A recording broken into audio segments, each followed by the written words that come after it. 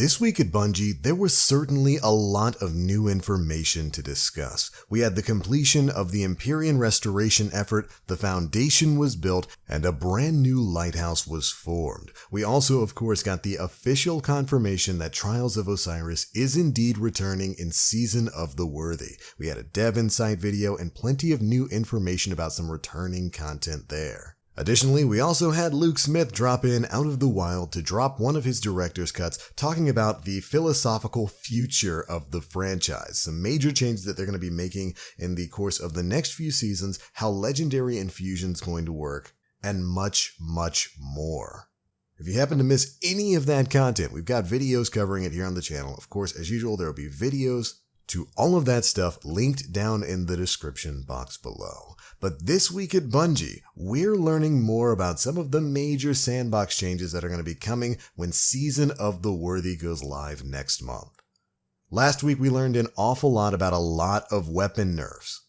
And while this week is continuing the trend just a little bit, it's going to be more so about some major subclass changes that are in the pipeline.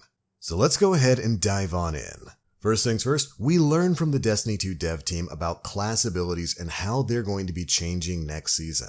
They start things off by talking a bit about the changes that are going to be coming to Warlock melees.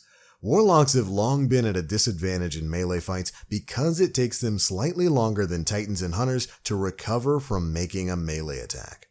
So, next season, we're extending the Warlock's basic melee range by 1 meter to a total of 5.5 meters. Warlocks will still melee slightly slower than the other classes, but they'll now have a 1 meter advantage. If you can use this window to land the first melee attack in a slap fight, you'll likely emerge victorious. We feel this is a more interesting solution to melee disparity than homogenizing all of the melee attacks, and we'll be studying the data as it rolls in to make sure it's balanced. Very interesting change to Warlock melees there. I'm glad that they're not changing the damage on any of them, and are instead just kind of going back to the extended Warlock melee range we had back in Destiny 1.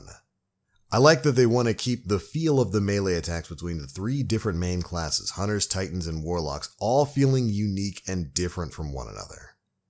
And I like even more that they gave us a cold hard number to use here. Rather than just saying they increased Warlock melee distance, they're telling us how much they're increasing it by, 1 meter up to a total of 5.5 meters for the attack.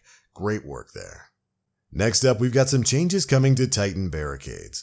A Titan's barricade is incredibly powerful in Trials because you can use it to safely resurrect your fallen teammates. Glad Bungie's thinking ahead here. Next season, we're creating counters to the barricade while also raising its health from 500 HP to 600 HP.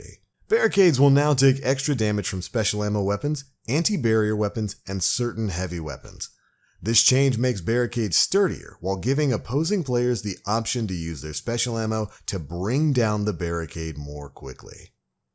And then we actually get to learn exactly what the numbers are going to be for this. The following weapons now do 30% extra damage to barricades: sniper rifles, grenade launchers, linear fusion rifles, machine guns, trace rifles, and anti-barrier weapons. All of those are going to deal 30% extra damage to barricades. And now the next list of weapons will deal 60% extra damage to barricades: shotguns and fusion rifles. You'll also see yellow damage numbers when hitting a barricade with a counter weapon, which always feels good. I love this idea. I think this is a fantastic way to handle barricades in PvP moving forward. Titan barricades have always been a really strong option in the Crucible, allowing Titans to really easily control a centralized area. So if you're using it to maybe take a control point or something like that, you force your opposing players to make the choice of either they can sit there and try to shoot the barricade forever to break it, or try to find a way around which you can choke point them in. And I love that Bungie's taking steps here, not necessarily to nerf the barricade. It's actually getting more health with this change, but giving other players options to bring that thing down. I love that you can now get extra damage utilizing heavy weapons or some of these special weapons, especially the shotguns and the fusion rifles. This is going to create a major change in PvP because now you're going to have to choose, okay, my enemy just threw up a barricade. I can either try to take it down with my primary ammo, move around it, or I can choose to utilize some of my precious special ammo to bring that thing down either 30% faster or 60% faster. Fantastic change in my opinion. Cannot wait for this one to go into effect. But moving on from there, all of the one-shot abilities are going to be seeing some changes when Season of the Worthy comes out. In essence, they've taken a tuning pass at all of the one-shot abilities in order to tune their risk and reward factor. You know that some nerfs are coming when they even go on to warn that while these changes look extreme on paper, they've made a point to make sure these abilities retain their overall feel. Ooh, let's get ready to go through it. First up, for the Titan's 3 shoulder charge abilities, they've reduced the auto-targeting angle by 50%, cutting that in half. That may sound like a lot, but acrobatic Titans could previously auto-target to make an instant 90-degree turn. We also adjusted the lunge distance to 5.5 meters for both targeted and untargeted lunges.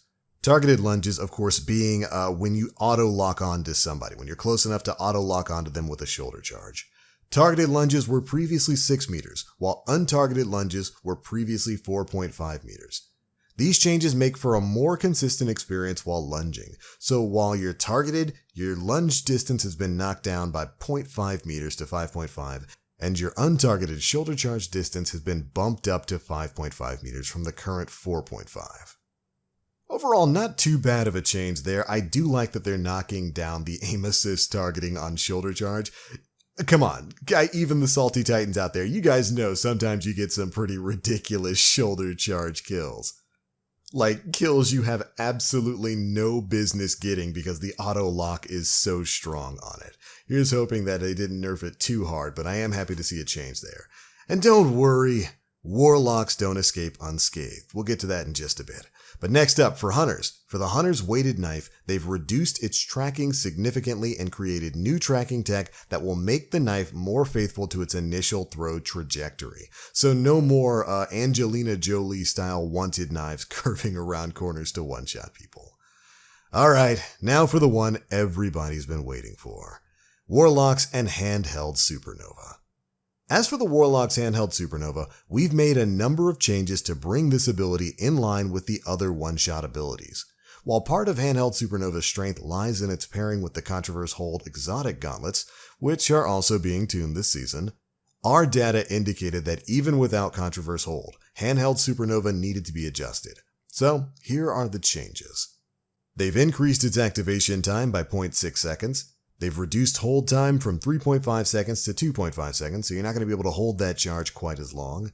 They've reduced its range by 20%, tightened horizontal spread of bolts by 25%, which actually might be a kind of a bit of a buff for landing all those bolts on a single target. Though you won't be able to wipe maybe 2 or 3 Guardians simultaneously anymore. Next up, the bolt explosion now does self-damage, so you can blow yourself up. And finally, they've reduced the bolt explosion radius from 3 meters to 2.5 meters.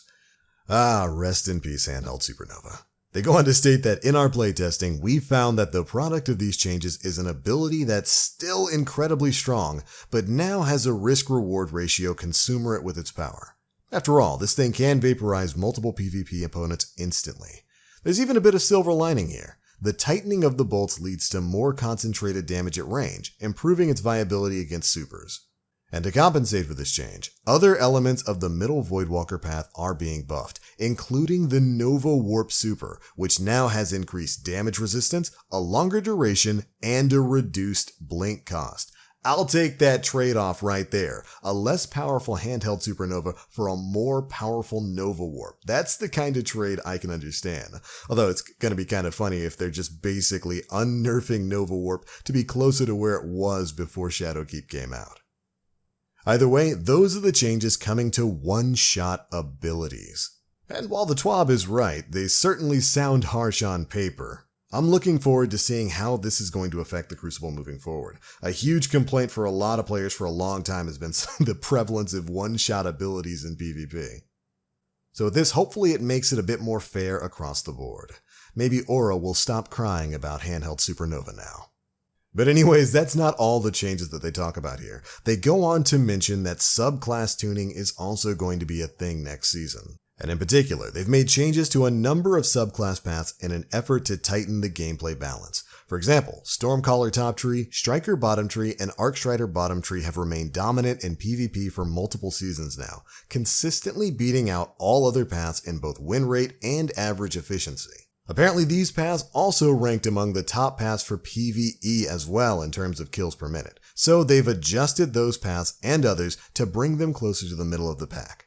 But to balance that out, on the other end of the spectrum, paths such as the Voidwalker bottom tree, Nightstalker bottom tree, and the Striker Code of the Missile needed some love, so they've taken some steps to lift those up.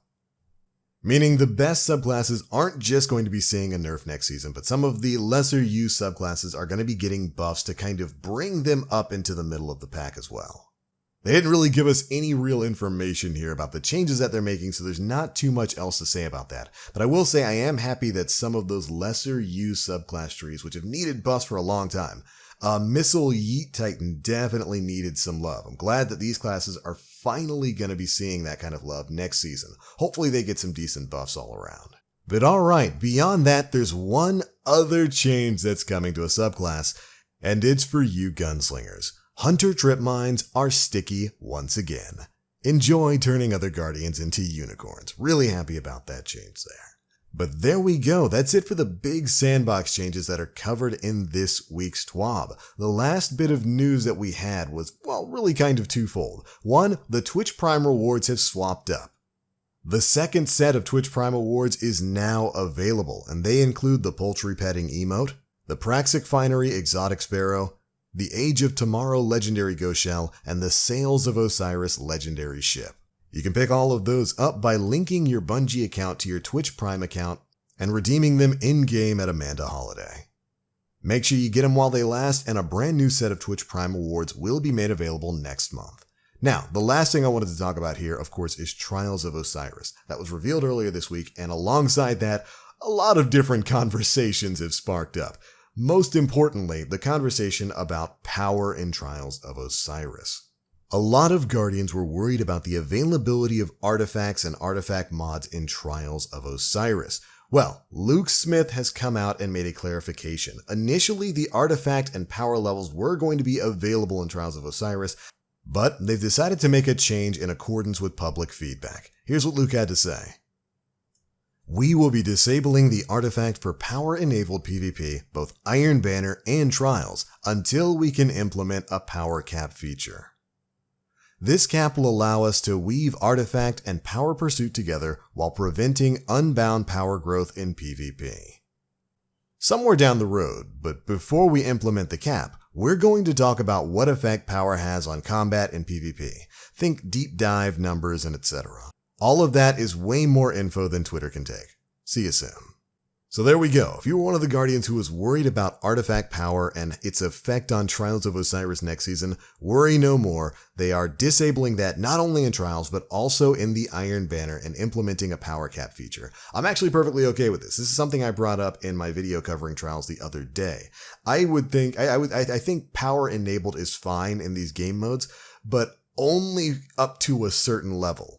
They raise the power cap by 10, basically every season. Next season, it's probably going to be a soft cap of 970 with a hard cap of 980. I think that 980 should probably be the power cap in these in-game game modes. And it looks to me like they might be implementing something similar in the future. Great stuff all around. But alright, there we go, Guardians. That's it for the biggest bits of news covered in this week's issue of the Bungie Weekly Blog, This Week at Bungie, for the week of February 27th, 2020, the final TWAB of the month. This has been a week absolutely chock full of Destiny news. And if you've missed out on any of it, make sure you go back across the channel and watch our videos covering all of it there. We will, of course, be going on to cover everything we learn about the upcoming Season of the Worthy as we learn about it. But that's it for this one. Those are my thoughts. Be sure to leave me yours down in the comment section below. If you enjoyed the video, feel free to drop a like, make sure you subscribe, and hit that notification bell to stay up to date with all the latest stuff we're putting out.